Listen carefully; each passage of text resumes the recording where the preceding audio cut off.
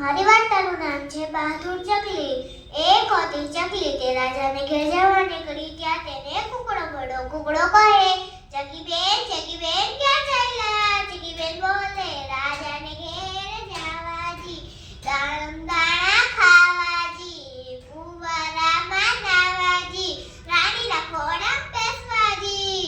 કુકડાને તો રાજાથી બીક લાગતી હતી. તેથી તેને પૂછ્યું, ચકીબેન તમને રાજાથી બીક નથી લાગતી? ચકીબેન બોલે, બીએ મોટા પાડા, બીએ મોટા હાથી, મૂસી નથી બીવું. એમ કહી કુકડાએ તો ખુશ થઈને માથેની કલગી આપી. ચકીબેન કલગીને આગળ ચાલ્યા. ત્યાં તેને મોટો મોર મળ્યો. મોર કહે, ચકીબેન ક્યાં ચાલ્યા?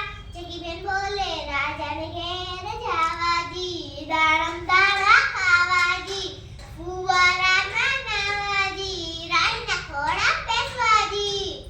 મોર કહે, તમને રાજાથી બીક નથી લાગતી? ચકીબેન બોલે, બીએ મોટા પાડા, બીએ મોટા હાથી, મૂસી નથી બીવું.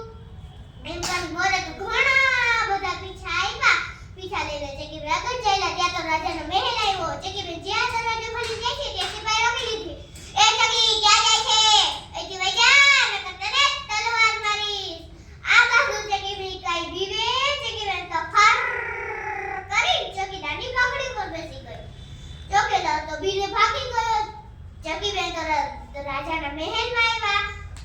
રાજાના રાણી તે તો વાતો કરતા હતા. ચકીબેન તો તેની પાસે ગયા. કુકડાની રાજાને કલગી આપી. મોરના સુંદર પીછા રાણીને આપ્યા. આ જોઈને બંને તો ખુશ થઈ ગયા. તેને ખુશ થઈને કહ્યું, આવો ચકીબેન અમારા ખોળામાં બેસો, દાણા ખાઓ અને ફુવારામાં નાઓ.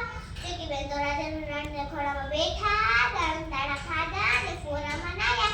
ખાધું પીધું ને મોજ કરી. આવા હતા બહાદુર ચકલીબેન. આ વાર્તામાંથી આપણે એ શીખ મળે છે કે કોઈનાથી ડરવું ન જ જોઈએ, પણ આપણે પણ આવા બહાદુર ચકલીબેન જેવા જ બનવું જોઈએ.